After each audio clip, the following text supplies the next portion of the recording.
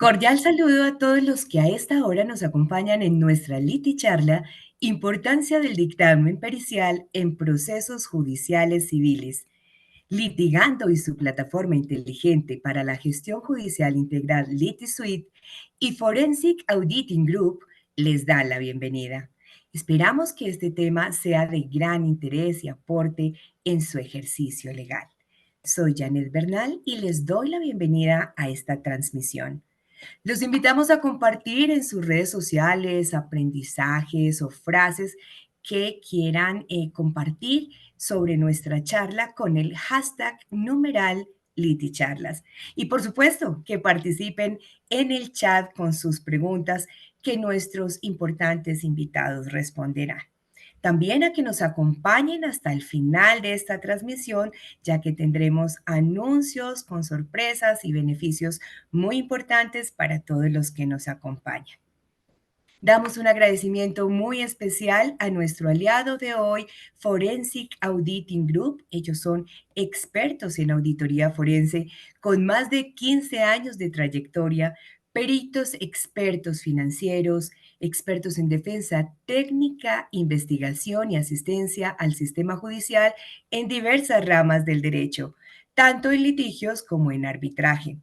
Son expertos además en todo lo relacionado con prevención del fraude, soborno, lavado de activos, ciberamenazas, detección, investigación de delitos económicos y financieros que permitan, por supuesto, a las organizaciones proteger los recursos y el patrimonio. Gracias a Forensic Auditing Group y a sus invitados muy especiales por haber aceptado esta invitación y poderle llevar a nuestra comunidad legal un tema tan importante como el que abordaremos hoy sobre el informe pericial y su impacto en los procesos judiciales civiles. Bueno, para dar inicio, los dejo en compañía del doctor Carlos Julio Cortés. Él es CEO de Forensic Auditing Group, académico de alto reconocimiento y quien estará a cargo de la moderación de este foro de discusión. Doctor Carlos, gracias y bienvenido. Gracias, Janet. Muy gentil a todos nuevamente de parte de Forensic Auditing Group. Una feliz tarde y gracias por estar en sintonía. Voy a hacerle la presentación de nuestros panelistas importantes en este evento que han querido colaborar con nuestra charla relacionada con el perito y su informe pericial en los procesos civiles. Les presento en primer lugar al doctor Sergio Ramírez Mantilla. El doctor Sergio Ramírez es especialista en Derecho Minero Energético con énfasis en Derecho del Petróleo, egresado de la Universidad Externado de Colombia. También posee una especialización en Ciencias Penales y Criminológicas de la misma alma mater. Obtuvo su título profesional de abogado con la distinción cum laude de la Universidad Santo Tomás de la Seccional Bucaramanga, jurista con más de 25 años de experiencia en el ejercicio del litigio, especializado principalmente en ilícitos que atentan contra la administración estatal, el sistema financiero y el orden económico y social del país. Posee una vasta trayectoria en la interposición de demandas de casación y acciones de revisión, así como los procesos de extinción de dominio sobre los bienes. Igualmente, les presento al doctor Iván Alfaro, abogado con más de 15 años de experiencia, especialista en derecho penal, derecho disciplinario, derecho comercial y derecho administrativo, máster en abogacía del Instituto Superior de Derecho y Economía de Madrid, España, docente del Departamento de Derecho Económico de la Pontificia Universidad Javeriana, asesor, consultor y representante judicial de reconocidas empresas públicas y privadas en asuntos de derecho corporativo, contratación estatal, responsabilidad penal, disciplinaria y administrativa. Tiene un certificado de excelencia profesional otorgado por la revista Economic Juris de España. Asimismo, también les presento al licenciado Eric Peregrina, quien tiene más de 10 años de experiencia en derecho mercantil, civil y familiar y ha enfocado su práctica en el litigio. Tiene amplia experiencia en procesos orales, escritos y en línea ante autoridades locales y federales, juicios de amparo, y ha representado a clientes en procedimientos de arbitraje y promovido peticiones ante la Comisión Interamericana de Derechos Humanos. Es licenciado en Derecho por la Universidad Iberoamericana de la Ciudad de México. También nos acompaña como perito experto internacional el señor Antonio Gómez López. El señor Antonio cuenta con 19 años de experiencia profesional dedicados casi en su exclusividad a la realización de informes periciales en materia económica, financiera y contable, así como la realización de investigaciones de fraude en el entorno empresarial. Amplia experiencia ratificando las formas concurrentes de informes periciales ante los tribunales de cualquier jurisdicción, así como ante las principales cortes de arbitraje españolas. Actualmente es socio cofundador de una escuela de negocios en España denominada EDU. Asimismo, también nos acompaña Carlos Andrés Gómez. Carlos Andrés es perito auditor forense, ingeniero industrial, especialista en auditoría forense con más de 6 años de experiencia en la construcción, elaboración y dirección del grupo de auditores forenses, en diferentes casos como lavado de activos, extinción del derecho al dominio, fraude corporativo, entre otros, tanto en dictámenes de controversia como haciendo parte del equipo técnico de la defensa en los sectores de la construcción, hidrocarburos, energía, servicios públicos, propiedad horizontal y piedras preciosas, entre otros. ¿Y quién les habla? Que soy Carlos Julio Cortés, soy contador público, tengo una experiencia en procesos judiciales en las diferentes ramas como perito experto desde hace 25 años. Soy contador, tengo especializaciones en auditoría forense, revisoría fiscal y auditoría internacional. Soy profesor universitario en especializaciones y maestrías en la Universidad Externado de Colombia y soy el CEO de Forensic Auditing Group. La experiencia y la y la práctica de este ejercicio nos han llevado a hacer algunas preguntas que revisten gran importancia en el ejercicio de nuestro trabajo, que hacemos muy de la mano de los juristas, de los abogados, en cada una de las actuaciones que nosotros hacemos. Y entrando en materia, pues vamos a ver desde el punto de vista legal qué nos rige y cuáles son las normas que nos amparan pues nuestro ejercicio. Y tenemos que en Colombia, en virtud de la ley 1564 del año 2012, denominada el Código General del Proceso, cuyo objeto es regular la actividad procesal en los procesos civiles de familia y agrarios, las actuaciones de particulares y de autoridades administrativas, así como que se reguló el proceso oral y en su artículo cuarto, lo más importante en este caso, para este foro, la igualdad de partes o la denominada igualdad de armas. Asimismo, el artículo 24.1 de la Constitución española prevé esta igualdad de armas y el artículo 24.2 en México.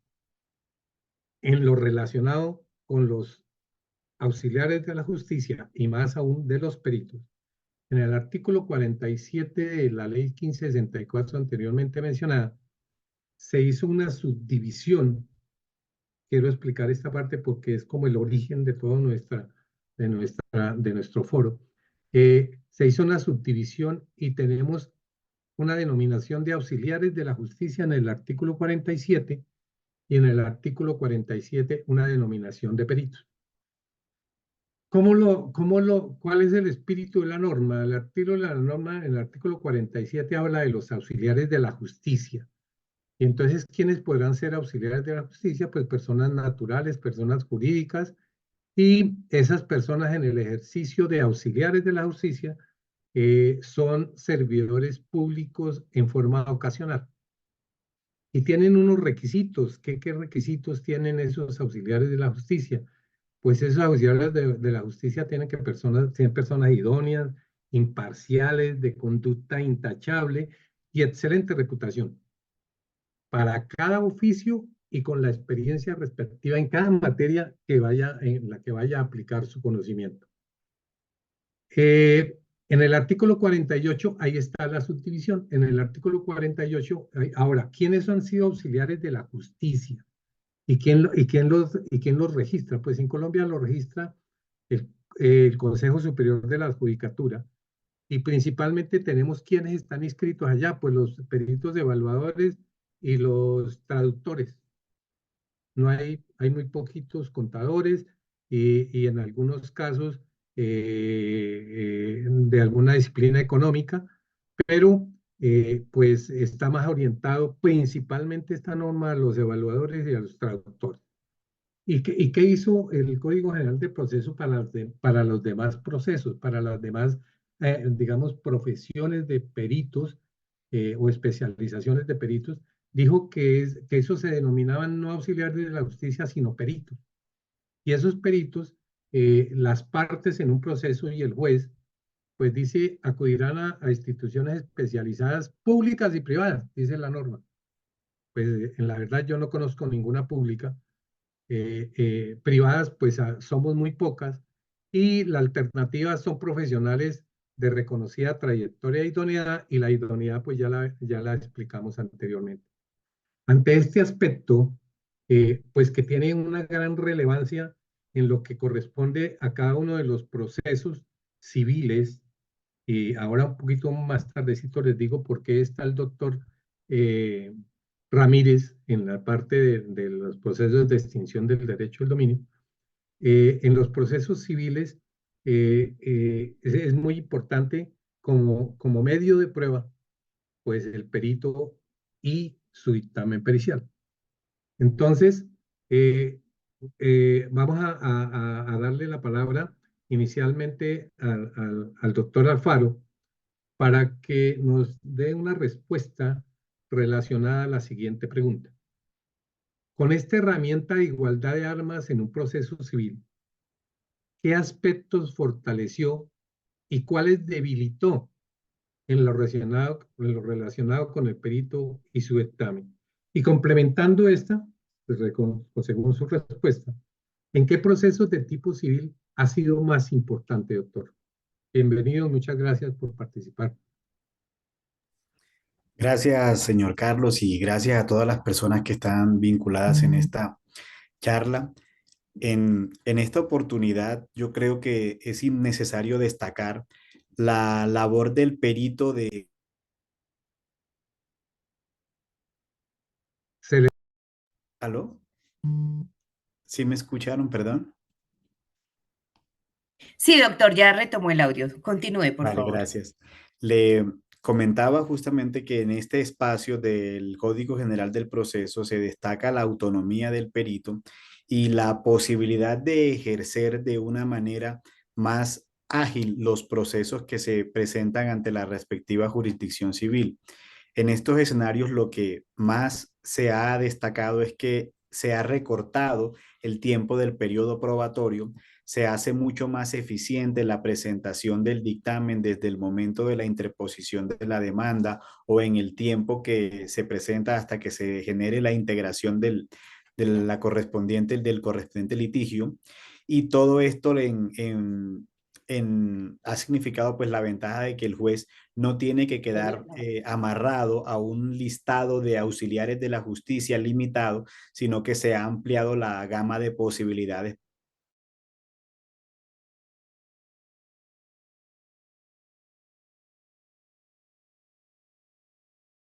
Tienen el acceso a estos conocimientos especializados, de tal manera que lo que creo que se debe destacar y promover en mayor medida es la utilización de los peritajes privados para la realización de los diferentes procedimientos, sean civiles o arbitrales, para que puedan hacerse de una mejor manera y de esta forma destacar la administración de justicia.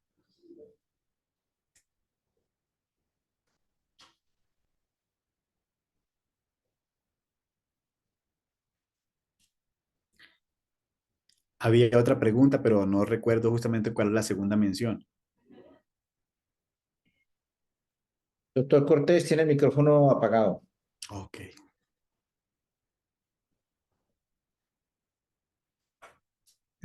Sí, doctor. La segunda parte de la pregunta era que en qué procesos de tipo civil han sido más importantes esta igualdad de armas. De acuerdo a lo que yo he vivido, lo que más nos ha favorecido son los procesos de responsabilidad médica. En estos procesos de responsabilidad médica antes estábamos supeditados casi que a régimen de tarifa legal con los peritos de medicina legal y su mención se volvía inamovible en los procesos, además de hacerse demasiado dispendiosa su incorporación. Los funcionarios de medicina legal constantemente son cambiados. En algunos casos, cuando se presenta la demanda, transcurren 4 o 5 años hasta que se realizaba la práctica probatoria.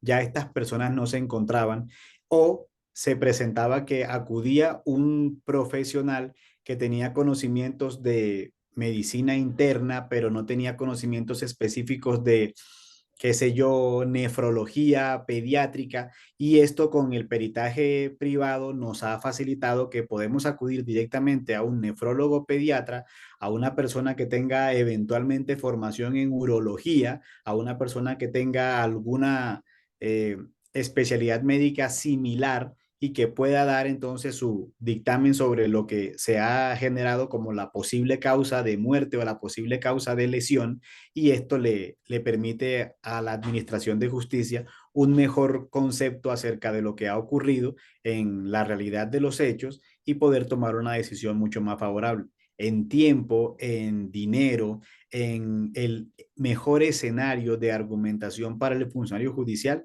Es mucho más destacado lo que tenemos hoy en día. Entonces podríamos decir que esa más bien es una ventaja del proceso en que nos da la posibilidad o les da a los abogados la posibilidad de acceder a especializaciones específicas con profesionales expertos en cada una de las materias, ¿verdad? Por supuesto, Gracias, doctor. así es. Licenciado Eric.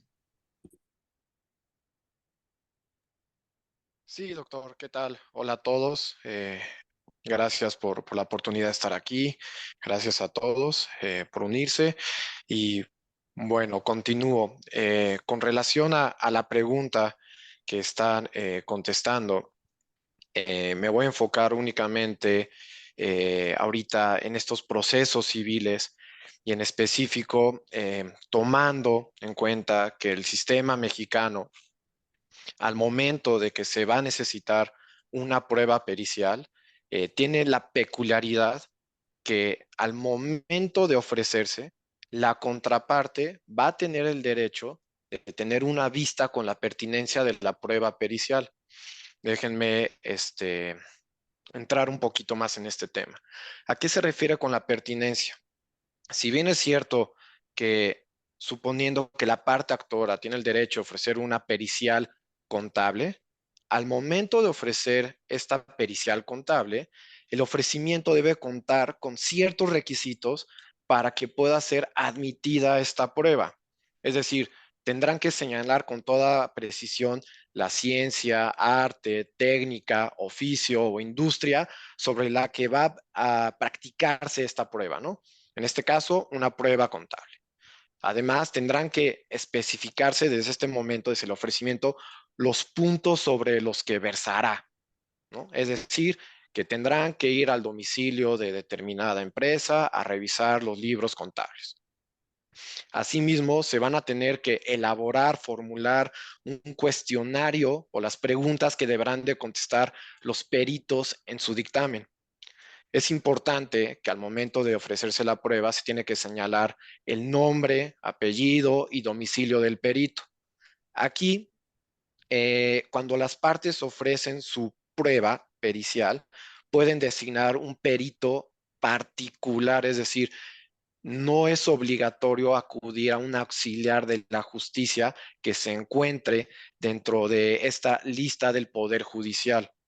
Es decir, el perito que se ofrece tiene que cumplir con los requisitos de tener conocimientos especiales en el arte, técnica, oficio o industria de que se trata y además contar con un título en dicha ciencia, arte, técnica o oficio.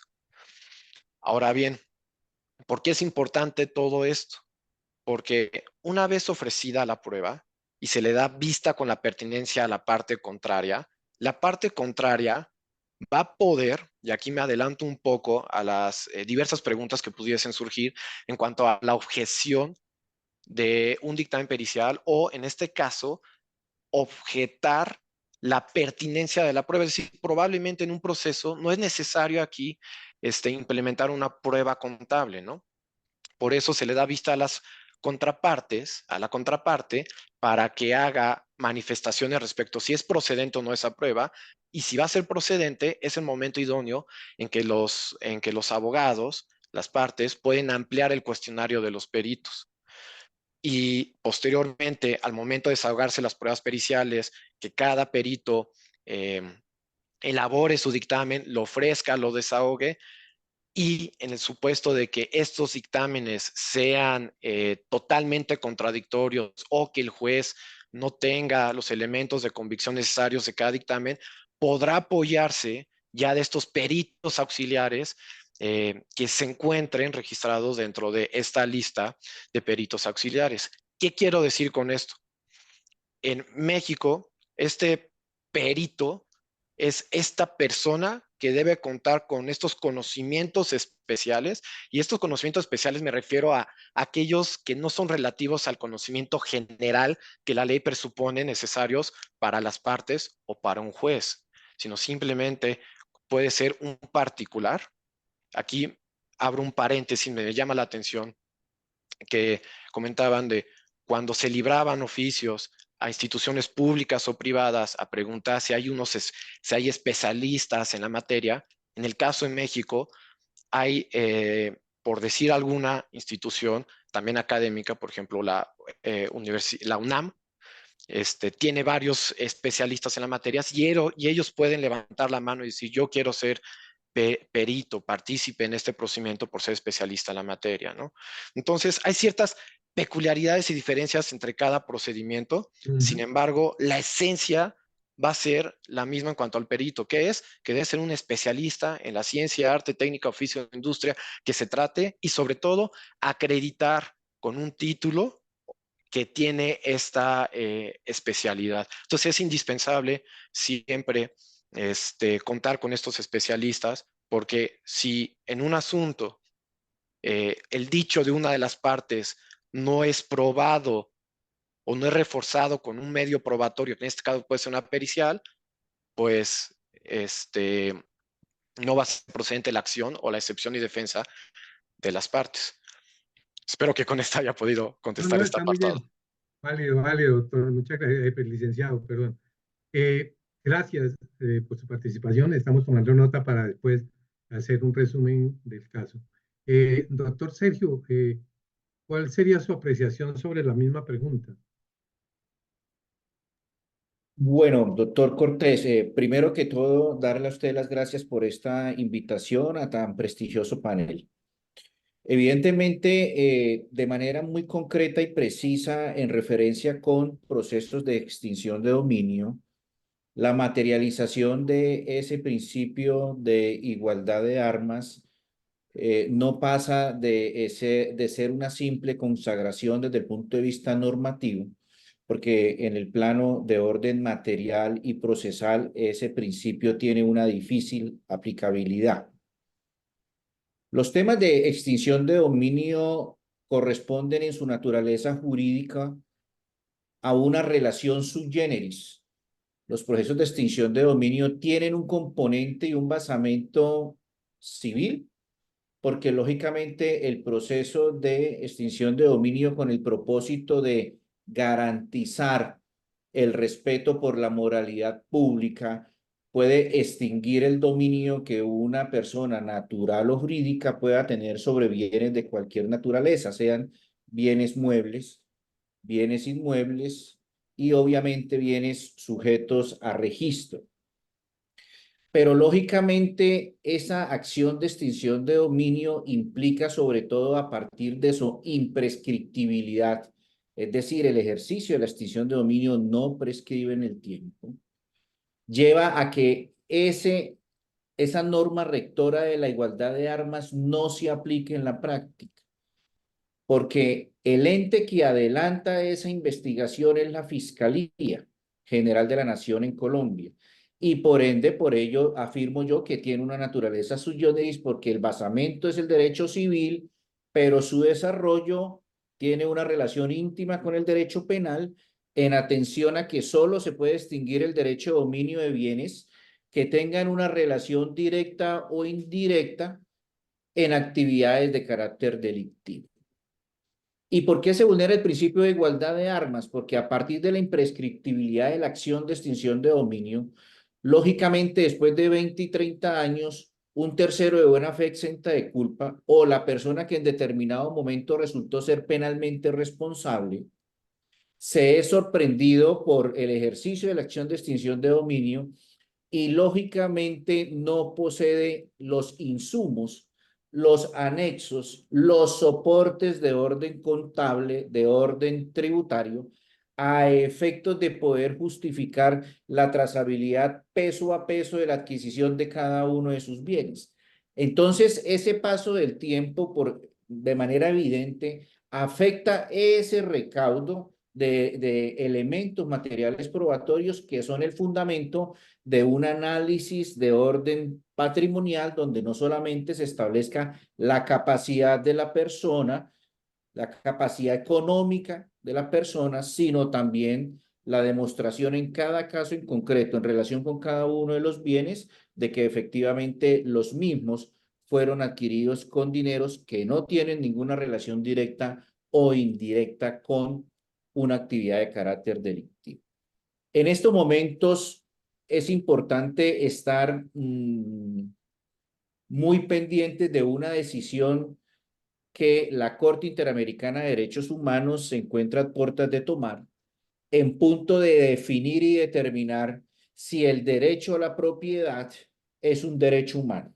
Si la conclusión de la Corte Interamericana de Derechos Humanos es que el derecho a la propiedad es un derecho humano, eso de alguna manera va a afectar toda la regulación que hoy día existe, no solamente en Colombia, sino en muchos países de Latinoamérica, que obviamente por el principio de la aplicabilidad del bloque de constitucionalidad está en la obligación de estructurar desde el punto de vista interno ese principio de convencionalidad. Ello obviamente daría el traste con la gran mayoría de procesos de extinción de dominio y lógicamente apalacaría el derecho fundamental al dominio de cada una de esas personas que con el paso del tiempo desafortunadamente no tienen la forma de acreditar cómo adquirieron sus bienes precisamente por ese paso del tiempo. Por ende, en atención a lo anterior, doctor Cortés, creo yo que ese principio de igualdad de armas no tiene una aplicabilidad efectiva en la práctica, en lo atinente, lógicamente, a procesos judiciales relacionados con la extinción de dominio. Gracias, doctor Ramírez. Antonio, tú como experto perito internacional, aplica la misma pregunta que desde tu óptica como perito, ¿qué importancia se le da al perito y a su dictamen como parte de la igualdad de armas en un proceso civil? ¿Y en qué procesos que en tu experiencia crees que han sido más relevantes? Bueno, buenos días a todos. Agradecer lo primero la invitación a la charla, un placer. A ver, mi respuesta lógicamente se aparta mucho de lo que es la parte jurídica, que ya ha sido abordada Ajá. por expertos. Yo soy economista. Aquí no tengo claro exactamente si hay una convalidación de ese artículo en la legislación española. Lo que sí sé es que en la práctica, como funcionan aquí los procesos civiles, es que las empresas no acuden a un procedimiento civil sin un peritaje. Las que lo hacen, pues lo hacen en una situación claramente bueno, de debilidad frente a la contraparte, y el momento temporal en el que se aportan aquí los dictámenes, pues la parte demandante siempre se le obliga a que aporte el dictamen en el momento inicial en el que presenta la demanda. Es decir, para sustentar lo que dice la demanda debe de apoyarse en todos los medios de prueba que estime pertinentes, y entre ellos el informe pericial. Y la parte que debe de responder a esa demanda, como tiene un plazo muy limitado de 20 días hábiles para poder responder a la demanda, no se la obliga a que aporte en ese momento el dictamen pericial, sino que se le permite anunciar ese dictamen pericial y poder aportarlo en un plazo máximo de hasta 5 días antes de la vista previa, ¿vale? Esos son un poco los plazos que se manejan aquí. En casos excepcionales se puede luego acordar en la vista previa la posibilidad de que el perito de la parte demandante pueda contestar al perito de la parte demandada, que a su vez le ha hecho una réplica a su informe, ¿no? Eso en ocasiones ocurre, pero no siempre, ¿no? Lo habitual es que no, en los procesos civiles. Es más un tema de arbitrajes. En los arbitrajes se juega mucho con esa baza, pero no en los procesos civiles. La importancia que tienen los informes periciales es crítico. O sea, yo creo que yo hablo desde la perspectiva del informe contable y financiero, pero es replicable a cualquier otro tipo de peritajes, ¿no? Al final es un medio de prueba con un valor probatorio muy, muy potente, y el hecho de no acudir con un informe pericial te debilita, porque lo normal es que la parte contraria, ya sea demandante o demandado, sí vaya a acudir con un informe pericial. Entonces, yo diría que en cualquier reclamación en la que se esté reclamando un daño económico, un perjuicio económico, necesariamente debe de ir respaldado de un informe pericial. Y quien se defiende de ese peritaje, pues lógicamente debe de contar con un perito experto para que entre iguales puedan bueno, pues discutir de cuestiones técnicas que, en caso de no contar con el perito, pues no podrían hacerlo, ¿no? Gracias, Antonio. Bueno, de igual forma, en Colombia procedemos casi de la misma forma. La mayoría de los procesos tienen la potestad de entregar un informe pericial del demandado y un informe de contradicción del demandante, perdón. El demandado entrega un informe dictamen pericial, y el demandado puede entregar un informe, un dictamen pericial o un dictamen de contradicción con relación al informe presentado. también son los 20 días, pero normalmente dependiendo de la complejidad, puede ser más o menos el tiempo que nosotros tenemos. La situación está en que esa igualdad de armas hace prever que existan unas personas capacitadas para ese fin, unas personas que tengan una idoneidad para ese fin y eh, no acudir a personas que posiblemente no hayan tenido esa experiencia de participar en la elaboración de un informe pericial que tiene unos requisitos especiales y personas que no tengan una experiencia en la exposición o digamos en el sustento, el soporte en audiencia de soportar ese informe pericial.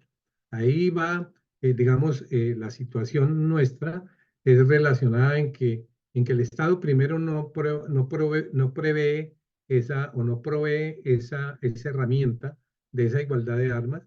Entonces, dice, yo tengo en el Consejo Superior de la Judicatura, inscríbanse para que sean auxiliares de la justicia, pero no hay sino peritos, evaluadores y traductores. El tema está en que si no hacen los peritos, evaluadores y traductores, pues las demás personas no tienen esa, digamos, posibilidad de acceder, o como el caso que nos comentaba Eric, de tener el juez una alternativa por si existiera una discrepancia en los conceptos emitidos o en los dictámenes emitidos, en las conclusiones emitidas por los peritos, tener un tercero que le pudiera dirimir a él esa circunstancia. No existe. En Colombia tenemos el perito que de la parte demandante, el perito de la parte demandada, y cada uno presenta su informe que no tiene posibilidad de réplica. En la segunda pregunta que tiene que ver con esto, si bien nuestra jurisprudencia tiene más o menos 12 años de vigencia, son muchos los casos en que se cuestiona la idoneidad y oportunidad en la presentación de las pruebas, de esta prueba pues como del perito. Según su experiencia, ¿cuáles han sido los principales errores que se presentan alrededor del perito y su dictamen pericial como medio de prueba? La segunda parte de la pregunta, ¿cuál es la diferencia entre el dictamen pericial y el informe técnico? Por favor, doctor Eric, licenciado, perdón. Gracias, doctor. Sí, vamos en orden. Primero, con relación a su primera pregunta, ¿cuál podría ser estos problemas que puedan surgir? Yo creo que el principal problema es una falta de comunicación. Una falta de comunicación entre el perito, el abogado y la parte. Al final del día, todos tienen que trabajar en conjunto. ¿Con qué fin? Si bien es cierto que el abogado es especialista en derecho, también es cierto que el perito, por eso está involucrado en esta situación, es especializado en cierto tema que no es especializado, por ende, ni el perito, perdón, ni el abogado, ni el juez. Por lo tanto, al momento de ofrecerse una prueba pericial, es importante hablar con el perito para conocer cuál es el alcance de esta prueba pericial. En el caso, escuchaba a Antonio, también diversos expositores estaban comentando de que por regla general, no regla general, sino como el procedimiento en sus países es ofrecer la prueba desde un inicio. En México es diferente. Primero la ofreces, pero esperas a que se admita. Una vez admitida, desahogas y emites el dictamen. ¿A qué quiero llegar con esto? Quiero llegar a que si tú no estás de acuerdo con el perito en qué preguntas vas a formular a fin de demostrar lo que pretendes demostrar, va a haber un total acto fallido al momento de ofrecer un dictamen pericial. Porque si uno como abogado cree que con una prueba contable vas a demostrar X situación y resulta que en realidad con esta prueba contable vas a demostrar otra situación de que posiblemente el abogado o el cliente no era consciente, vas a ofrecer erróneamente la prueba pericial. Por lo tanto, es importante que haya una constante comunicación para entender cuál es el alcance y los efectos de la prueba pericial y de la especialidad del perito que la va a desahogar. Eso es con relación a la primera pregunta. ¿Cuáles son los primeros problemas? Pues la falta de comunicación entre el perito y el abogado. ¿Y me podría repetir la segunda pregunta, por favor? Si sabes si existe alguna diferencia entre un dictamen pericial y un informe técnico. Sí, con relación a esta segunda pregunta, como les platicaba, estrictamente en el procedimiento mexicano no existe un informe técnico, únicamente existe un dictamen pericial. Ok. Entonces, las partes van a emitir su dictamen pericial, la de la parte actora, la de parte demandada, y como ya la platicamos anteriormente, en caso de que el juez no tenga los elementos suficientes con estos dictámenes para decir, para determinar que ya cuenta con todo para poder emitir una resolución, podrá tener el derecho a solicitar a un auxiliar de la justicia o a un especialista que emita otro dictamen, ¿no? Para que de esta forma tenga 3 dictámenes, pueda analizarlos y el juez tenga ya el criterio para poder juzgar sobre estos. Gracias. Gracias, licenciado. Doctor Iván Alfaro. Gracias, señor Carlos. En atención a la pregunta que formula, creo que lo que más estaría afectando la labor del peritaje y en el proceso tiene que ver con la coordinación debida que tiene que darse en este proceso, la intención que tenga el perito, su disposición para trabajar, se va a enfrentar a que eventualmente el abogado sea una persona demasiado celosa en la entrega de la información, una persona que no le presenta de manera completa la estrategia que desea utilizar y desafortunadamente esto conduce a que el perito no tenga la visión adecuada de cuál va a ser el manejo del proceso que se quiere dar. No es lo mismo que al perito se le informe que va a hacer la representación, va a presentar la prueba para la parte demandante o para la parte demandada, pues va a él a entender cuál va a ser el propósito de esa prueba que se va a presentar. Si lo único que se le dice es presente de forma muy general, presente usted su labor pericial, él va a quedar limitado en este ejercicio. Igualmente, cuando se trata de una pericia de campo, el paso del tiempo afecta muchísimo la realización de esta labor. Cuando se trata de obtener evidencia que permita establecer una reconstrucción de los hechos de la manera más fidedigna posible, cuando transcurre demasiado tiempo se afecta también la labor del perito y no se permite que se pueda tener una visión concreta y específica del asunto. La especulación no ayuda y por eso la relación entre el perito y el abogado debe ser lo más fluida posible. Creo que al mejorar la comunicación entre estas dos personas, compartir la visión del proceso y entender que cada uno cumple un rol que puede ser complementado, va a ayudar muchísimo a que el desarrollo del proceso sea mucho más favorable. En el mismo sentido, la diferencia entre el peritaje y el informe técnico, entre nosotros lo que permite establecer el informe técnico es una prueba sumaria, una prueba que no está sometida a la ventaja que tiene el informe pericial, que es una prueba completa, que se incorpora por medio de un documento y que luego se desarrolla de forma completa en la audiencia correspondiente. Cuando presentamos únicamente un informe técnico, no se logra la plenitud probatoria.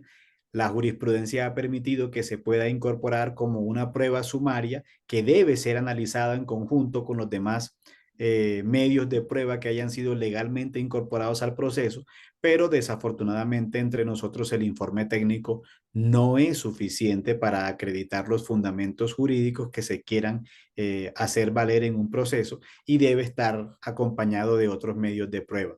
Esto justamente para entender lo que lo tenemos de una forma residual, la regulación del informe técnico es muy residual, pero que se permite entonces su incorporación entendiendo que los efectos de la valoración que vaya a hacer el funcionario judicial van a estar bastante limitados. Si lo entiendo bien, entonces el informe técnico no admite controversia, simplemente es la opinión de un experto en una materia y de ahí no pasa, no tiene ninguna otra opción. Mientras Sí, que el señor. dictamen pericial sí se somete a contradicción y sí se debe sustentar en la audiencia, ¿verdad? Esa Sí, es señor. la gran diferencia. Gracias. Claro. Doctor Sergio, ¿alguna contribución adicional a este punto?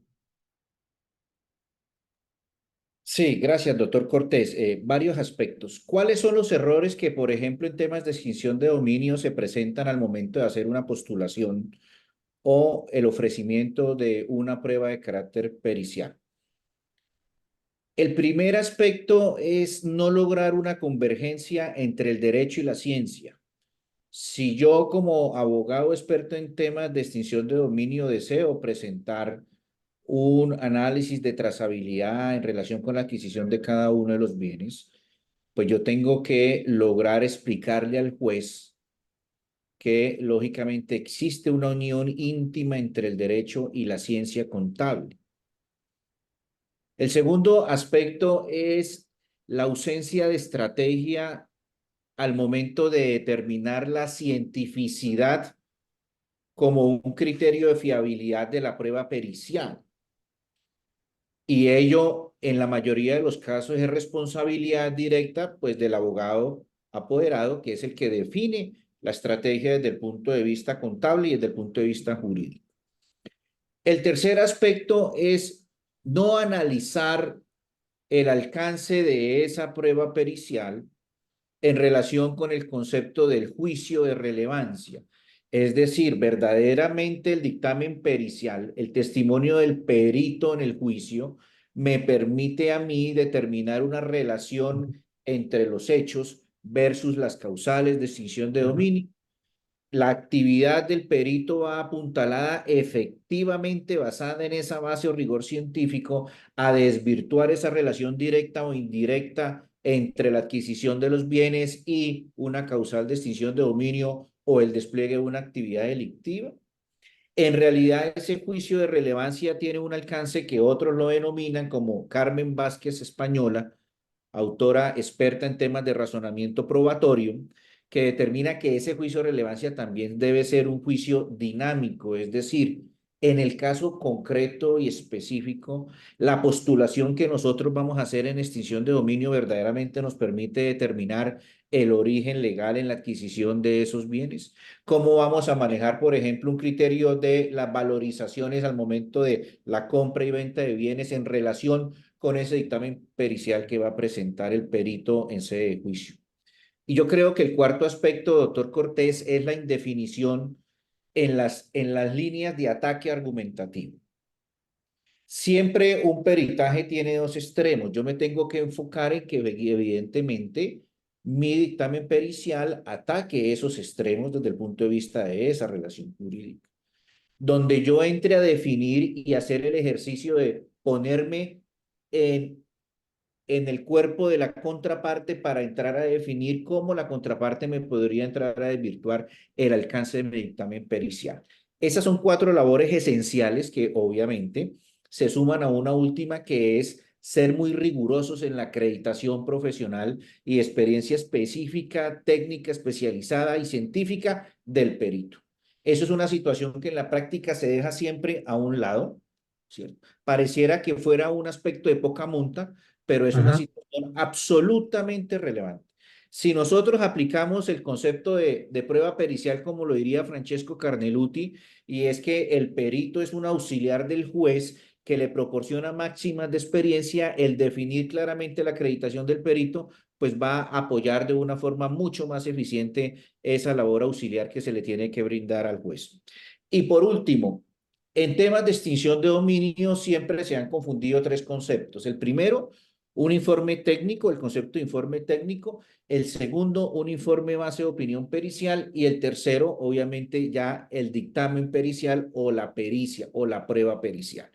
Lógicamente, todo informe técnico tiene una base y es que es un estudio especializado, pero de orden preliminar, que como lo decía el doctor Alfaro, tiene un alcance simplemente de prueba sumaria.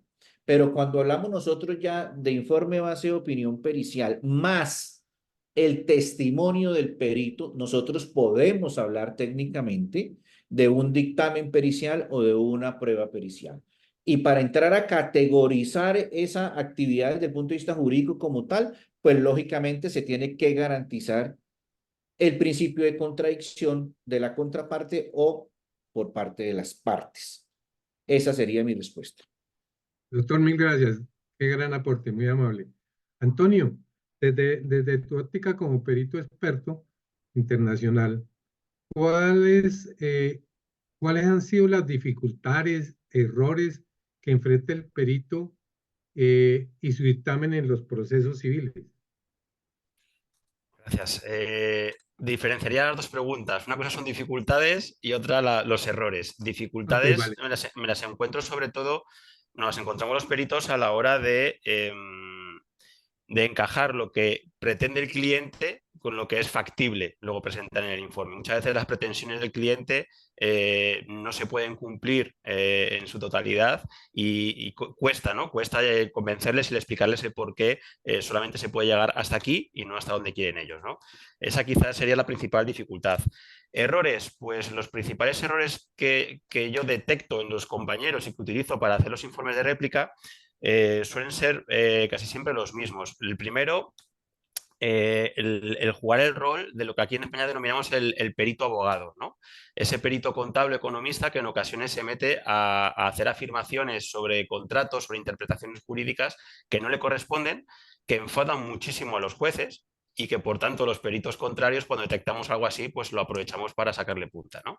Esa es una muy clara.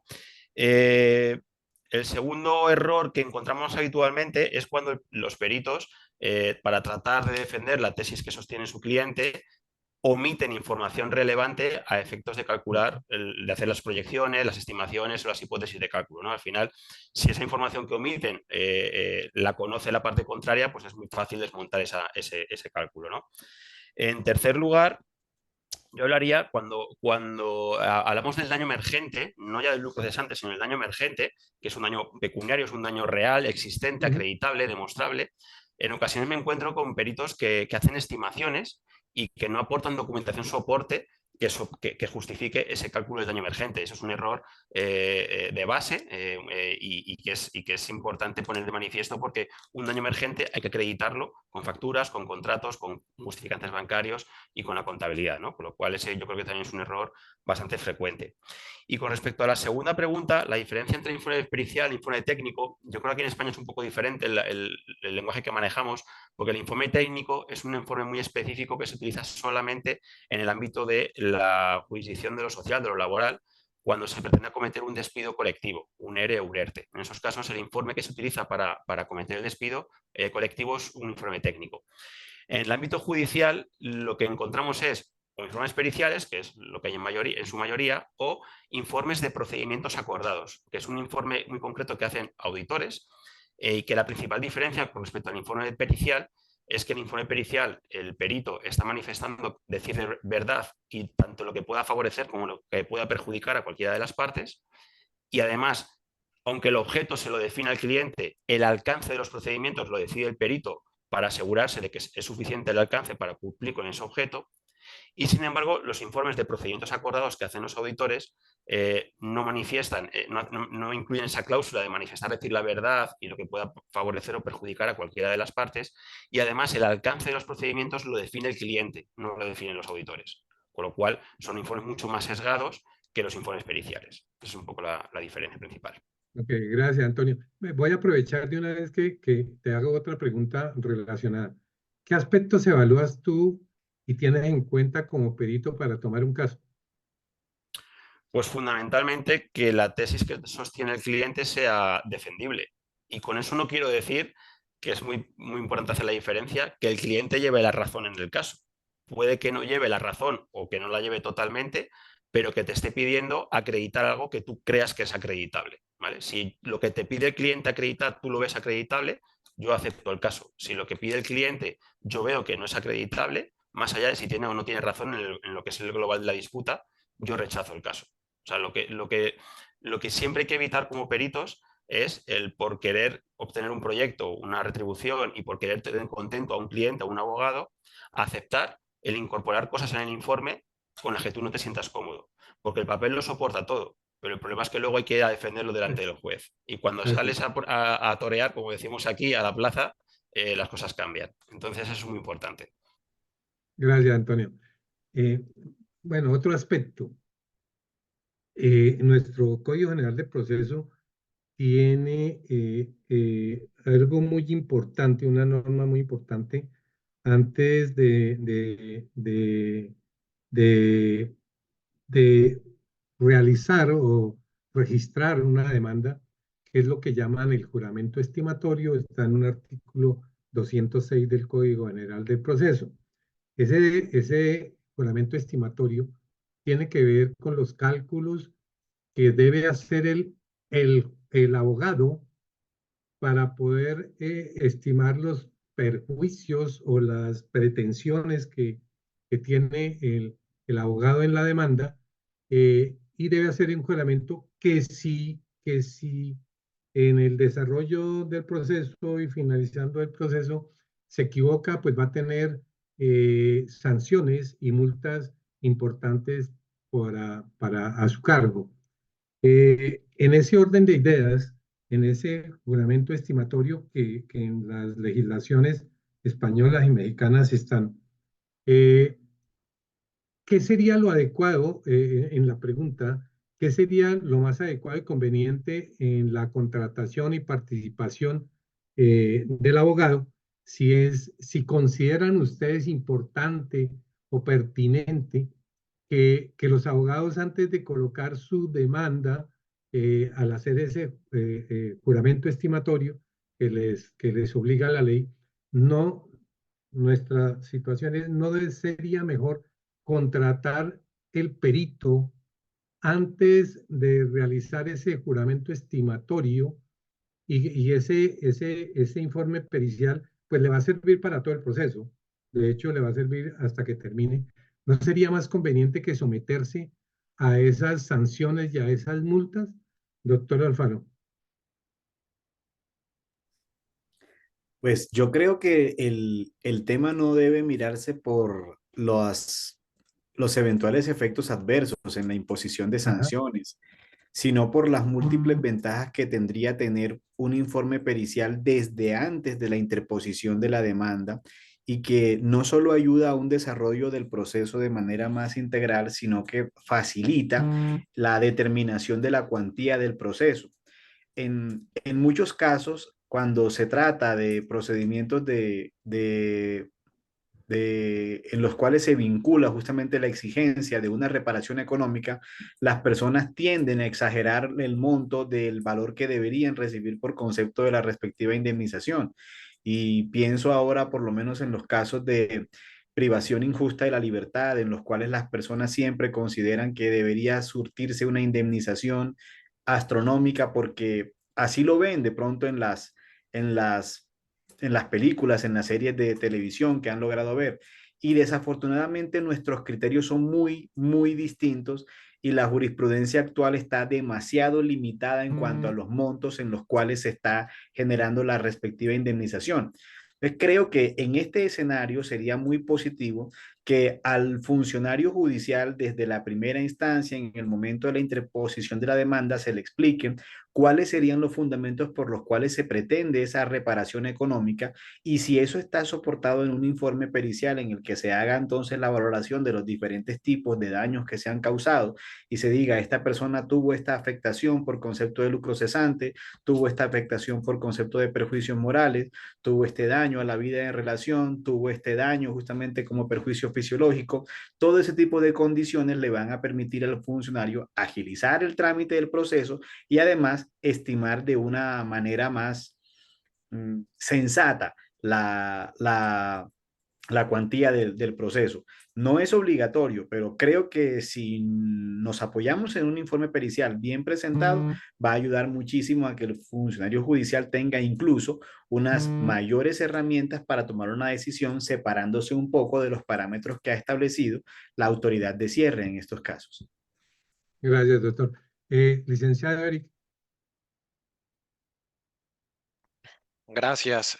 Sí, de hecho, rescato mucho lo que comenta el doctor Alfaro, porque incluso esta pregunta se ajusta un poco al procedimiento del derecho mexicano. Aquí, por regla general, como hemos platicado anteriormente, primero se va a ofrecer la prueba, después se va a poner se va a cuestionar si va a ser admitible o no, o en caso de que cumplió con todos los requisitos y formalidades jurídicas para que pueda ofrecerse y ser admitida debidamente. Posteriormente va a tener que acudir el perito, el especialista, aceptar y manifestar, bueno, manifestar y protestar su cargo de que sí es especialista de la materia, tiene los conocimientos adecuados para elaborar su dictamen. Posteriormente va a elaborar su dictamen, lo va a desahogar en la audiencia. De aquí recojo esta reflexión que decía Antonio, de que el dictamen, si no está pegado a una realidad, al momento de que te empiece a cuestionar el juez, incluso las partes tienen posibilidad de cuestionar a los peritos, el mismo juzgador al perito y a su dictamen y sus resultados. Si es un dictamen con resultados que no son acorde a la realidad, pues este va a perder el valor probatorio. Y aquí rescato nuevamente el tema que comentaba el doctor Alfaro, de que un dictamen mal hecho realmente te va a perjudicar en demasía. Al mismo tiempo, un dictamen bien hecho puede exponenciar y ayudarte demasiado en tu acción o lo que pretendes demostrar. En este caso, pues aquí, retomando el derecho mexicano, tal cual, porque tu prueba pericial no haya sido acorde a lo que tú quisiste probar, no se te va a sancionar. Sin embargo, al final del juicio, cuando se dicte una resolución y se demuestre que tal vez tú no tuviste la acción o que realmente no tenía las excepciones y defensas para probar tu dicho, sí se te puede condenar a gastos y costas. Pero esto va a ser una vez que se resuelva y se tomen en consideración todas las pruebas, obviamente la prueba pericial también. Gracias, Gracias. licenciado. Doctor Sergio, ¿alguna contribución a esta pregunta? Gracias, doctor Cortés. Pues mire, varios aspectos. Lógicamente, si el juramento estimatorio de los procesos civiles genera una serie de sanciones, pues lo lógico es que exista un respaldo desde el punto de vista pericial en aras de determinar lo que eventualmente podría ser el monto o cuantía de los perjuicios, teniendo en cuenta que estemos hablando, por ejemplo, de un proceso de responsabilidad médica, un proceso de responsabilidad civil contractual o extracontractual. Pero además es importante atendiendo a la naturaleza filosófica del Código General del Proceso. Cuando nosotros hablamos del principio de igualdad de armas, podemos obtener casi que un símil del derecho penal en punto de que el sistema Ajá, filosóficamente es un sistema adversarial. Y desde ese punto de vista, pues lógicamente el fundamento de esa relación litigiosa, pues va a ser entre partes adversarias, cada una de ellas entre sí. En temas, por ejemplo, de extinción de dominio no existe el juramento estimatorio, no, pues pues por claro. varias Ujú. razones. Lógico, Sí, sí, porque sí. es la fiscalía quien presenta la demanda de extinción de Ajá, dominio. sí. Y ese tema del juramento estimatorio y el tema de la cuantificación de perjuicios desde el punto de vista pericial va a ser importante cuando se inicie una acción de reparación directa contra la fiscalía ante la Ajá. eventualidad de que se declare la no procedencia de la extinción de dominio y, por ejemplo, los bienes con fundamento en la 1708 del año 2018 se hayan enajenado de manera temprana. Ahí sí va a ser sumamente importante la prueba pericial. Y obviamente adquiere una mayor relevancia el juramento estimatorio. Ok, Gracias. gracias, doctor. Antonio, ¿qué opinas tú? Pues a ver, honestamente desconozco si en España el marco jurídico contempla el Ujú. juramento estimatorio o no.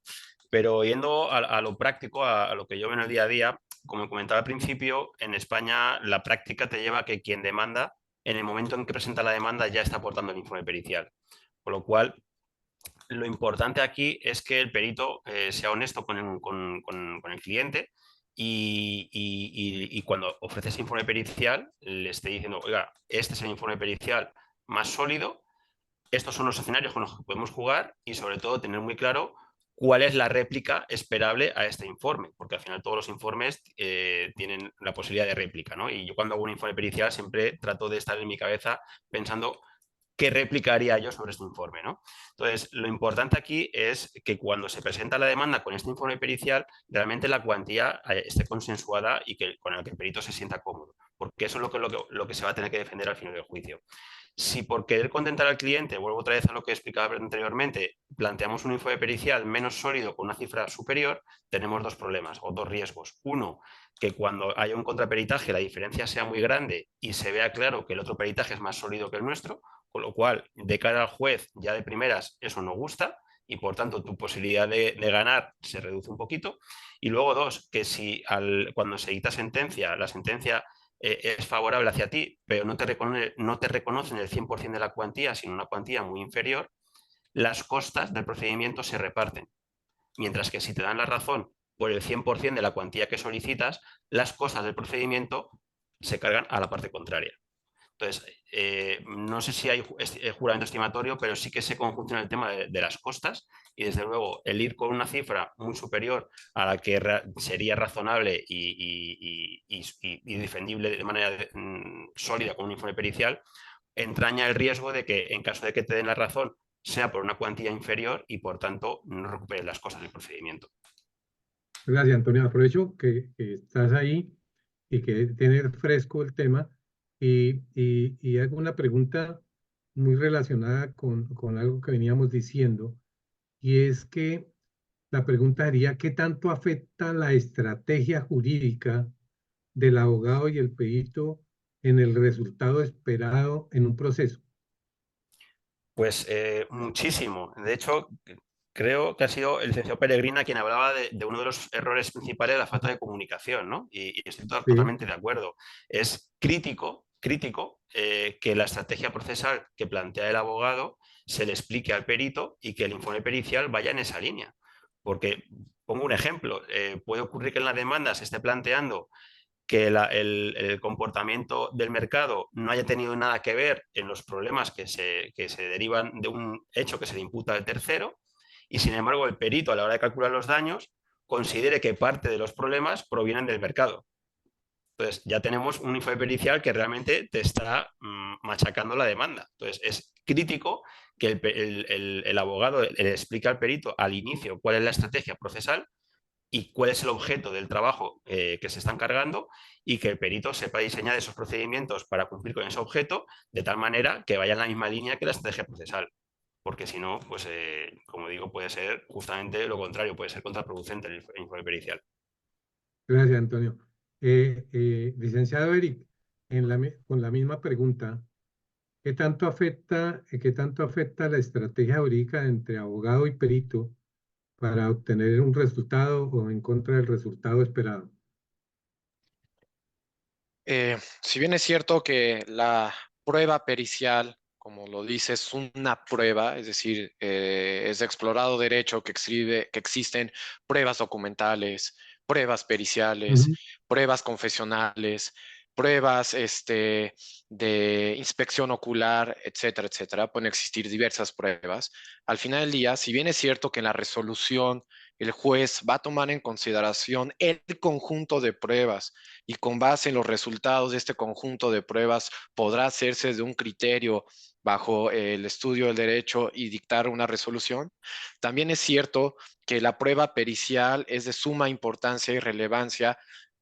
No me gustaría decir que es la prueba madre, pero sí es una prueba indispensable durante el procedimiento, por lo que en el supuesto que esta prueba salga desfavorable y máxime si el oferente esa prueba le es contrario a lo que pretendía probar, pues podría ser un resultado desastroso. Vale. Si bien es cierto que el fallo de una prueba pericial no es sinónimo a condena y perder un juicio, también es cierto que sí agrava la situación de lo que se pretende probar, ¿no? Ya sea una acción o una excepción o defensa.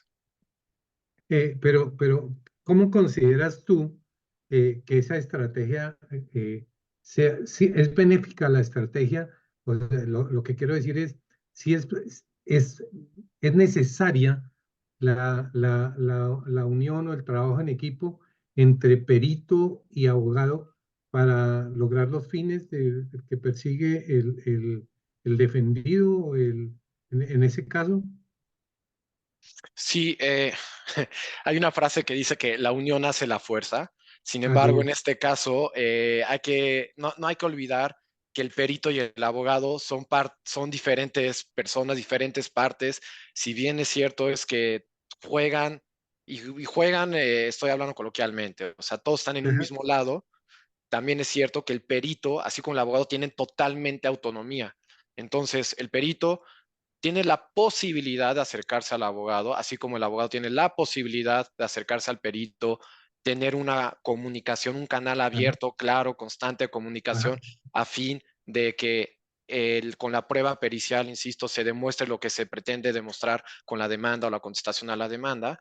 Sin embargo, recordemos que la autonomía de cada una de estas personas, tanto el perito como el abogado, son, repito, autónomas, separadas. Sin Exacto. embargo, si trabajan de la mano, es probable que el resultado vaya a ser benéfico que Ok. si cada uno está por separado, ya que, insisto, los problemas de comunicación pueden ocasionar que no se llegue al resultado esperado. Esperado las expectativas del perito y esperado las expectativas del cliente o Ajá. abogado con relación a la estrategia jurídica. Entonces, sí, sí es necesario que exista esta comunicación, sin embargo, no es obligatorio, pero sería lo conveniente.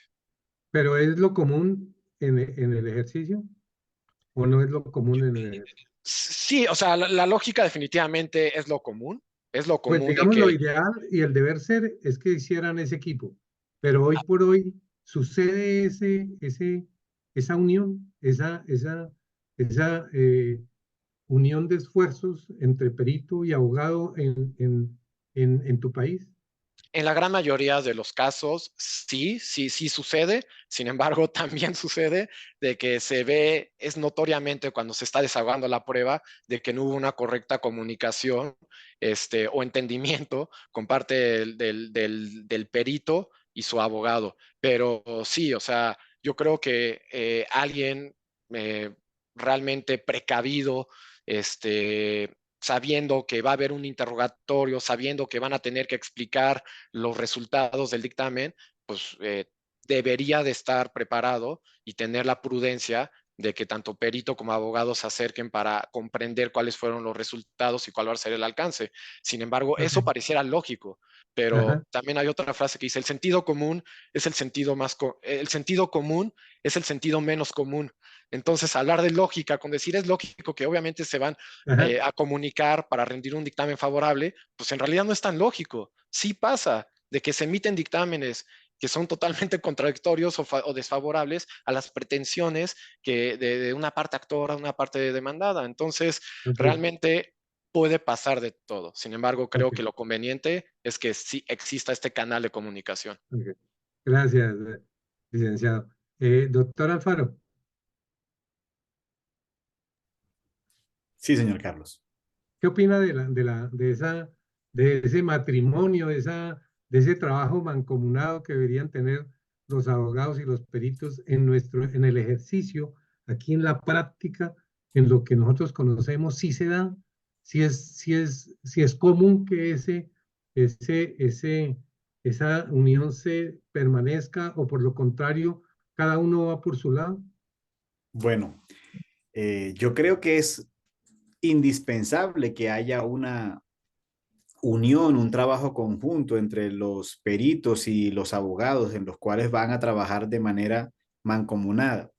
Creo que la práctica nos ha demostrado que en la realidad uno acude a las personas de confianza para efectos de los peritajes y los peritos igualmente manifiestan sentirse cómodos o no con la relación profesional que exista con determinados abogados.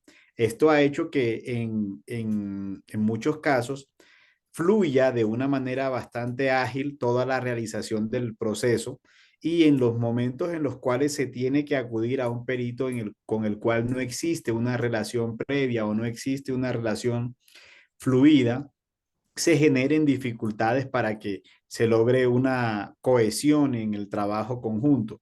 Esto, pero, pero para representar la importancia del trabajo conjunto y la necesidad de que exista una comunicación adecuada entre ambos profesionales.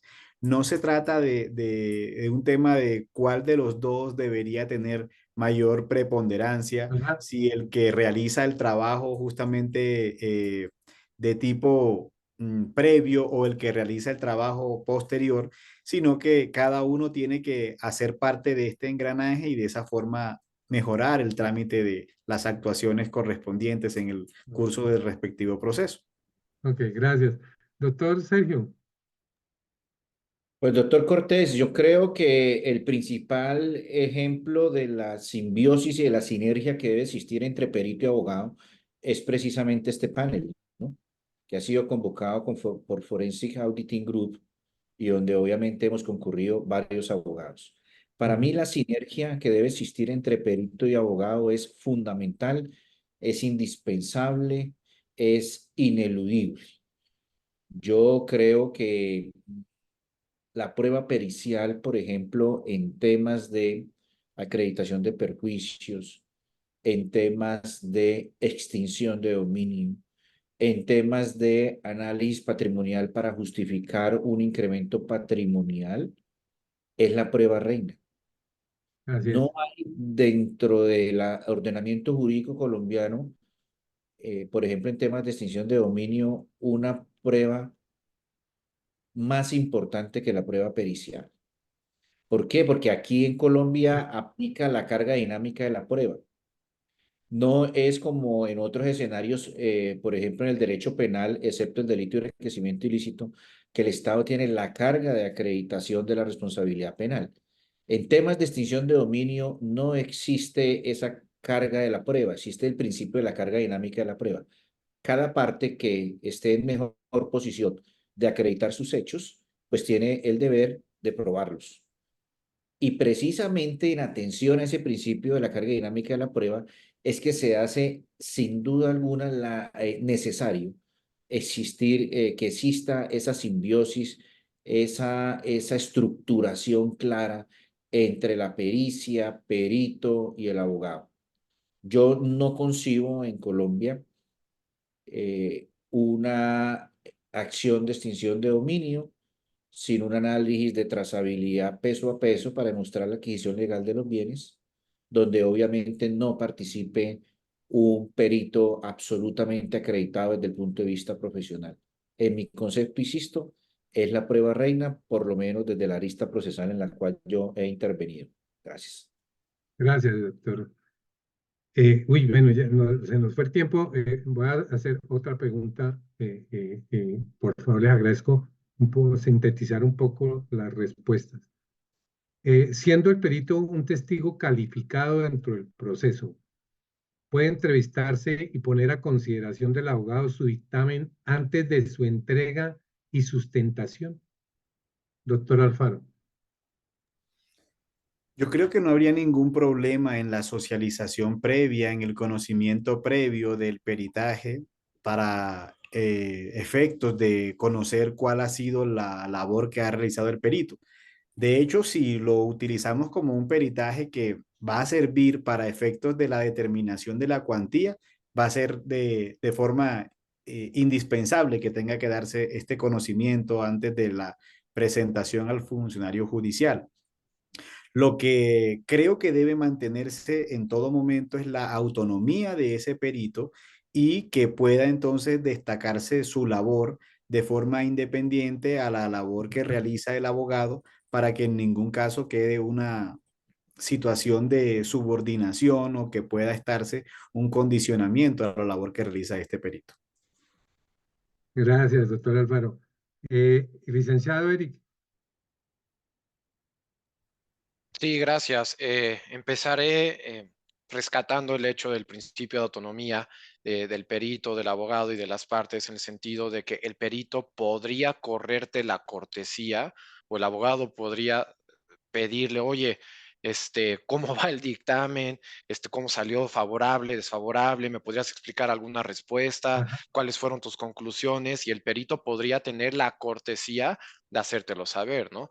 Asimismo, como tal vez como abogado podrías, que no es especialista en la materia, por ejemplo, una prueba topográfica, no creo que haya muchos abogados, ya que sean al mismo tiempo topógrafos, que le puedan sugerir o hacer Claro. observaciones al perito en cuanto a su Ajá. materia, ¿no? Evidentemente, pues no va a caber la opinión del abogado, ¿no?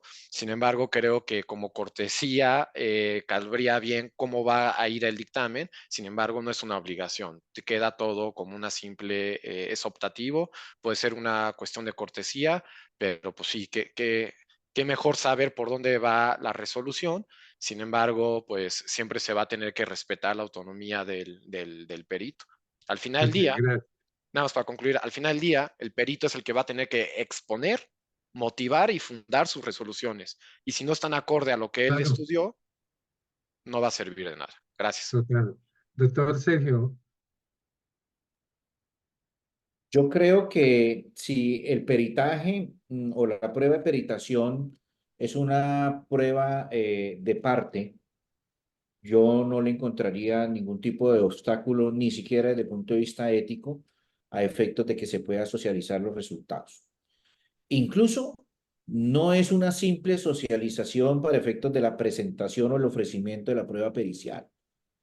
Es que no es concebible que el perito participe, por ejemplo, en la etapa de juicio al interior de un proceso de extinción de dominio, sin que previamente se haya definido el marco teórico de los diferentes interrogantes que se le van a plantear al perito. Esa es una labor que hay que hacer hombro a hombro entre abogado y perito. En Colombia, en algunas oportunidades han existido grandes inconvenientes frente a la incidencia, por ejemplo, de un criterio de valorización y la incidencia de ese criterio de valorización en la justificación de incrementos así, patrimoniales. Y la única forma de lograr una sinergia, insisto yo, es que lógicamente haya existido una socialización previa. Ahora, si la naturaleza del dictamen pericial es que puede ser ofrecido por una de las partes, pues lógicamente no existiría ningún tipo de impedimento ético, mucho menos jurídico, que lo pudiese impedir. gracias, doctor. Antonio, Pues a ver, si hablamos del peritaje de parte, el perito de parte, yo creo que es absolutamente necesario aportar el informe pericial previamente a los abogados, porque en el caso del demandante, como he explicado anteriormente, el abogado va a terminar de armar su demanda sobre la base de lo que dictamine ese dictamen pericial. Entonces, no puede concluir su documento escrito, su demanda, hasta que no cuente con las conclusiones del dictamen. Y en el caso del contraperitaje, o sea, del perito de la parte demandada, 3/4 de lo mismo. Al final son los abogados los que aportan al juzgado ese dictamen, no lo hacemos los peritos directamente, al menos aquí en España. Cosa distinta es los peritos designados judicialmente, que no sé si a lo mejor, que no entendí bien la primera pregunta, es lo que se quería decir con el tema de los auxiliares de justicia. Si es un perito designado por el juzgado, ahí sí que creo que los usos que se utilizan aquí en España es que el perito aporte el informe pericial directamente al juzgado sin ningún tipo de comunicación previa con ninguna de las partes, para evitar cualquier tipo de malos pensamientos, ¿no? Entonces, peritaje de parte siempre se le aporta con anterioridad a los abogados. Perito por designación judicial, aquí normalmente lo que se hace es que el perito lo aporta directamente al juzgado y luego el juzgado lo reparte a las partes. gracias, Antonio.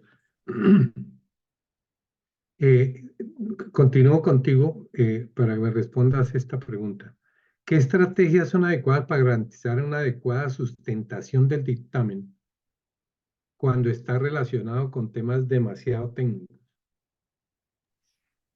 A ver, el tema de los tecnicismos, dos recomendaciones. Una, evitarlos en la medida en la que sea posible, o sea, no abusar del uso de demasiados tecnicismos, y cuando hace falta utilizarlos, en el propio dictamen aportar algún tipo de notas al pie o de anexos con una especie de glosario de términos en el que se facilite una explicación de esos conceptos. Por ejemplo, en España, cuando uno va en el ámbito civil a presentar un dictamen pericial, el concepto de EBITDA, que lo manejamos como si fuese algo Ujú. absolutamente conocido por todo el mundo, pues no es conocido para todos los jueces. Y puede dar el caso de que ese pleito llegue a un juez que no sepa lo que es un EBITDA. Entonces, conviene en una nota al pie o un anexo, un glosario de términos, explicar de manera muy sencilla, incluso con algún ejemplo, qué es el EBITDA y cómo se calcula, ¿no?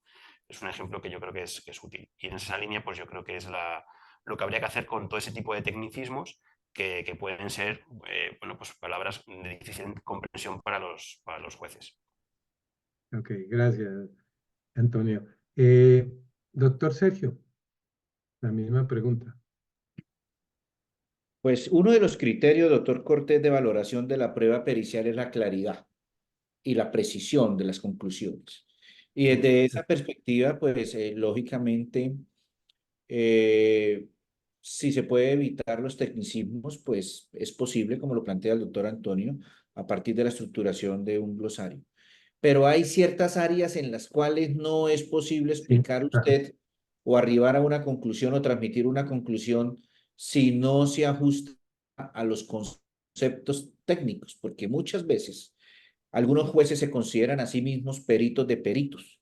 Entonces, en algunos casos me ha sucedido a mí que la ausencia de una explicación técnica de alguna forma termina restándole credibilidad al alcance del testimonio del perito.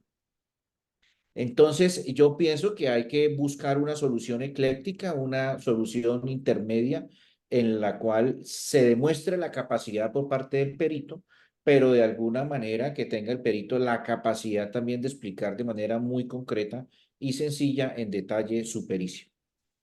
gracias, doctor. Doctor Alfaro. Sí, señor Carlos, ya yo hice la explicación previa. Ah, perdóname. Ok, entonces volvamos nuevamente al doctor Sergio para hacerle una pregunta muy relacionada también con los temas de extinción del dominio. Y es, ¿considera usted que efectivamente es difícil el recaudo de pruebas en los procesos de extinción de dominio? ¿Y por qué? Sí, claro, obviamente es difícil. ¿Por qué? Porque la extinción de dominio no se debe iniciar dentro de un periodo de tiempo, es decir, la acción de extinción de dominio no prescribe en el tiempo. Por ende, ha sucedido en la práctica que después de 10, 20, 30 años, incluso hoy día, están sometiendo bienes de extinción de dominio de personas que supuestamente en los años 80 desarrollaron o desplegaron conductas delictivas. Y obviamente aquel tercero de buena fe que haya comprado el bien en el año 85 o aquella persona que haya adquirido el bien, así no sea el tercero de buena fe, sino la persona que estuvo judicializada al interior de un proceso penal del año 80 y algo, pues lógicamente obtener y reconstruir toda la información desde el punto de vista contable que permita al perito auditor realizar un análisis de trazabilidad peso a peso de la adquisición es casi imposible. Ahora, ¿qué sucede en la práctica?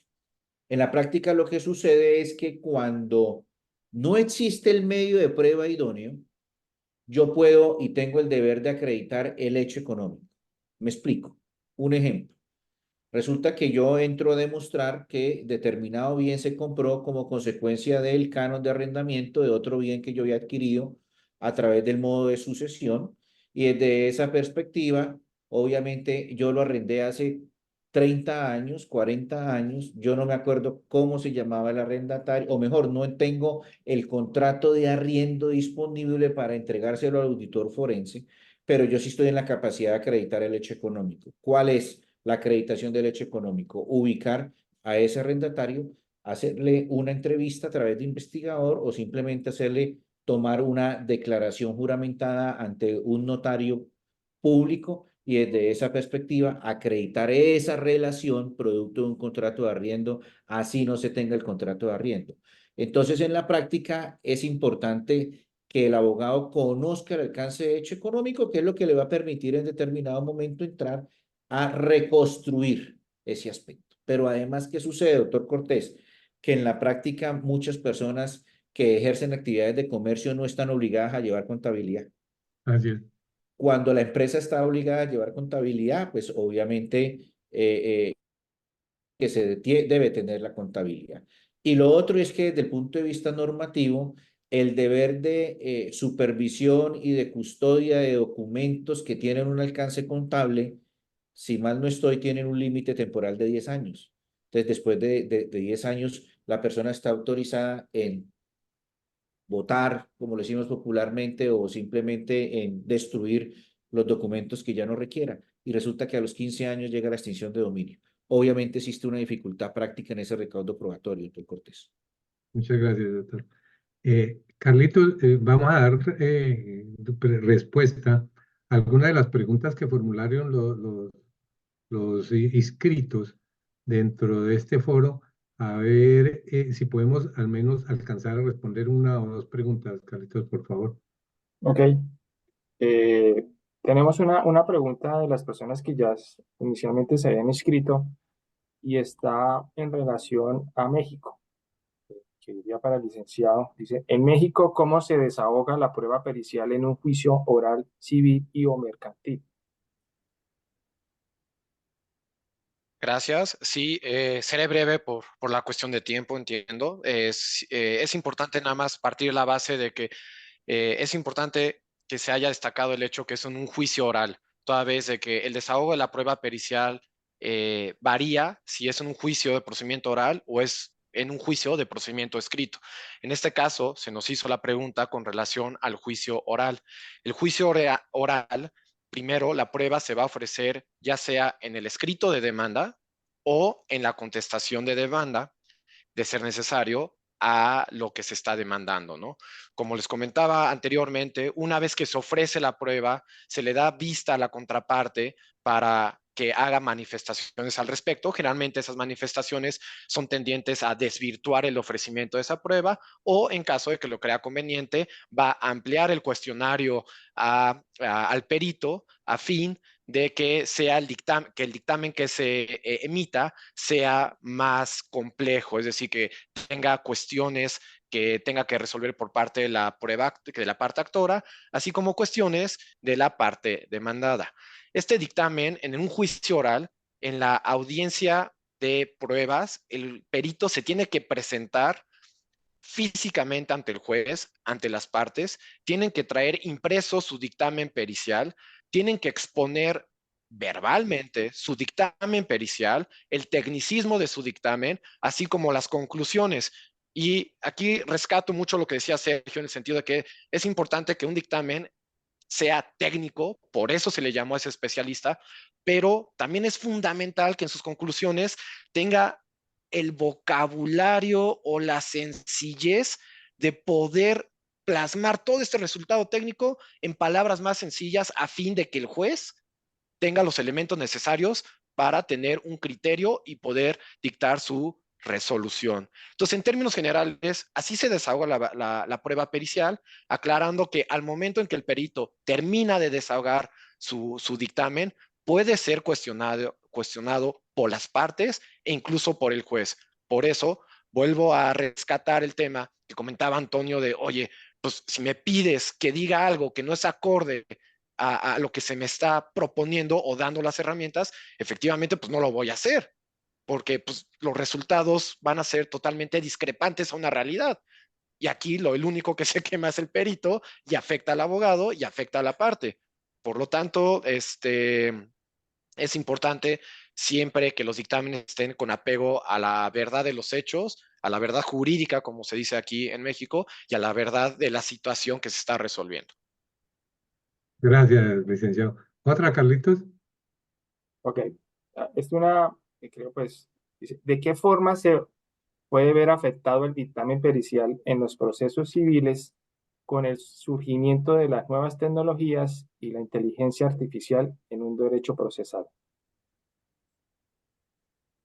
Doctor Alfaro, ¿podrías ayudarnos con esa respuesta?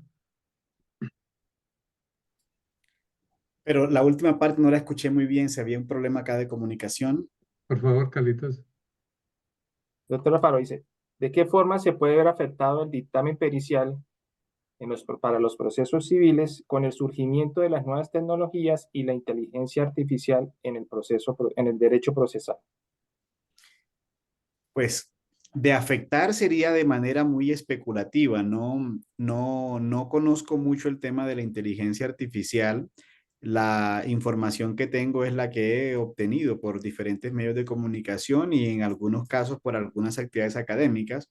Lo que creo que podría darse es que las personas acudan a estos sistemas de inteligencia artificial para evitar los eventuales gastos que genere la pericia especializada y de esa forma se empiecen a generar procedimientos estandarizados que no vayan a dar una respuesta acorde a las necesidades de cada proceso. De esa manera se estaría generando una grave afectación porque en el sentido en el cual los sistemas informáticos pretendan imponer la forma y los métodos para la realización del dictamen correspondiente, no habría una verdadera valoración de los medios de prueba y el funcionario judicial estaría nuevamente limitado a una tarifa legal. Creo que de esa manera se estaría dando una afectación notoria. Gracias, doctor Álvaro. Carlitos, otra. ¿Hacemos otra? Ok. ¿Cómo desacreditar un dictamen pericial? Doctor Sergio. Yo creo que existen tres actividades desde el punto de vista argumentativo para atacar un dictamen pericial. El primero de ellos en relación con la acreditación profesional del perito. Es decir, es un ataque de carácter subjetivo en relación con esa acreditación profesional ante la eventualidad de que el perito pues no tenga el conocimiento técnico especializado para ese fin. El segundo aspecto de ataque frente a esa prueba pericial tiene que ver con las afirmaciones expertas independientes que haya realizado el perito en su informe de base de opinión pericial o que haya transferido al despacho judicial a partir del testimonio como tal. Y la tercera, porque lógicamente las conclusiones del dictamen pericial o no tienen ese criterio de cientificidad como un aspecto de fiabilidad probatoria que genera credibilidad probatoria, o simple y llanamente las conclusiones no se aplican al hecho concreto que se debate al interior del proceso judicial. Yo creo que esas serían las tres directrices en punto de ataque argumentativo frente a un dictamen pericial. Gracias, doctor. Carlitos, otra preguntita, por favor.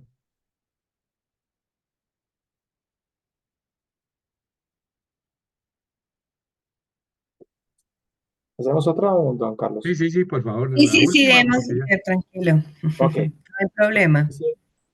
Dice, ¿qué requisitos especiales que no estén enunciados en el Código General del Proceso debe tener un perito en Colombia? Nuevamente, por favor, que no la entendí. Dice, ¿qué requisitos especiales que no estén enunciados en el Código General del Proceso debe tener un perito en Colombia? O debería tener un perito en Colombia.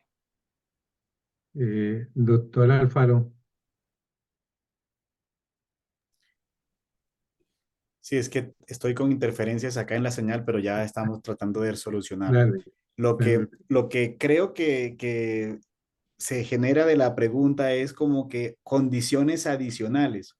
Aunque no se trata de una situación no prevista, sí es claro que la experiencia específica debe ser Ajá. debe ser demasiado determinante para la pericia correspondiente.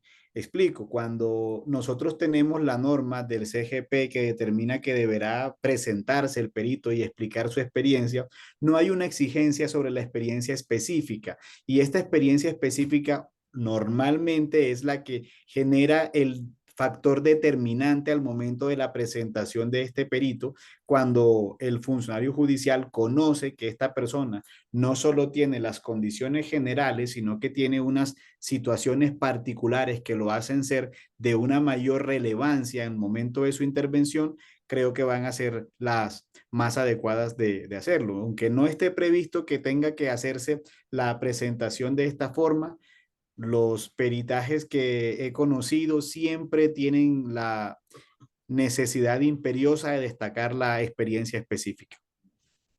Gracias, doctor Alfaro. Bueno, lamentamos decirles, pues tenemos muchísimas preguntas. Realmente de los prescritos recibimos más de 30 preguntas y aún se han generado algunas a través del chat.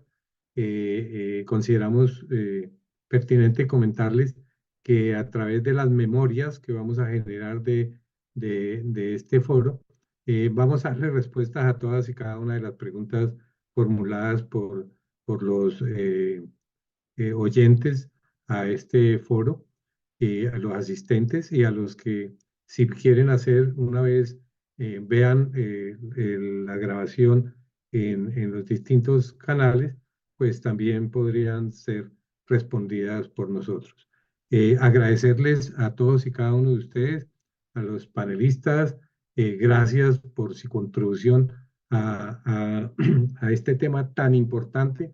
Nos quedamos cortos porque es bastante grande el tema, es bastante diversas las circunstancias, no valoramos como el tipo de prueba, por ejemplo, dentro del mismo proceso y demás, pero lo que sí es, tenemos la intención de seguir estos foros en forma un poco más continua y les avisaremos oportunamente de estas situaciones. A todos los participantes, muchas gracias y le doy paso nuevamente a Janet para la parte final del foro. Gracias, doctor Carlos. Gracias a todos nuestros panelistas, expertos que realmente, bien lo dice usted, doctor, quedamos iniciados, así que muy seguramente nos encontraremos en un escenario futuro y esperamos también contar nuevamente con la participación de estos maravillosos expertos que han estado el día de hoy. Bueno, de gran conclusión me queda a mí que, vale decirlo, no soy abogada, es que sí es clave el trabajo en equipo entre el abogado y el perito. Muchas gracias a Forensic Auditing. Les cuento a todos nuestros participantes que estuvieron acá en este evento, que se conectaron con nosotros, van a recibir de parte de Forensic Auditing Group una asesoría inicial de 4 horas virtuales donde ustedes requieran un concepto técnico, financiero o en un caso de cualquier rama del derecho. Para reclamar este beneficio es muy fácil. Nos escriben un correo a comercial@litigando.com y en el asunto ponen asesoría. Igual, como lo decía el doctor Carlos, si tienen preguntas posteriores, también en ese mismo correo comercial@litigando.com nos pueden poner sus inquietudes que trasladaremos a nuestros expertos. También para los asistentes que aún no sean nuestros clientes de Litigando y quieran vivir la experiencia de nuestra plataforma integral, para la vigilancia judicial y gestión de sus oficinas jurídicas LitiSuite, esta plataforma inteligente, van a tener un obsequio y es un demo por un mes hasta 2 usuarios de su oficina y les vamos a incluir sin ningún costo la vigilancia de sus procesos laborales y civiles para que puedan vivir toda nuestra experiencia litigando y LitiSuite de primera mano. Para reclamar el beneficio del demo, al mismo correo, comercial@litigando.com y poner en el asunto demo. Y finalmente, para todas las personas que deseen recibir el certificado de asistencia de esta liticharla, pueden escribir al correo comercial@litigando.com con su nombre completo, número de cédula, celular y ciudad y poner en el asunto certificado. A todos ustedes, una vez más, gracias por acompañarnos, por aceptar la invitación a nuestras liticharlas. Este es un espacio creado con Litigando para acercar más a nuestra comunidad jurídica y, por supuesto, llevarles beneficios tan importantes como esta charla y este tema que hemos tenido el día de hoy. Sigan atentos a nuestras redes sociales donde encontrarán información de valor para el ejercicio de la profesión legal y también información sobre nuestros próximos eventos. Les deseamos una feliz semana y esperamos vernos en una próxima oportunidad. Mil gracias. Gracias. Gracias. Gracias. Muchas gracias a todos. Muchas Muchas gracias a gracias. todos. Interesante Gracias. tema. Muchas gracias. Buen día. Gracias. Muy buen día para todos. Creo que ahí ya termina la grabación.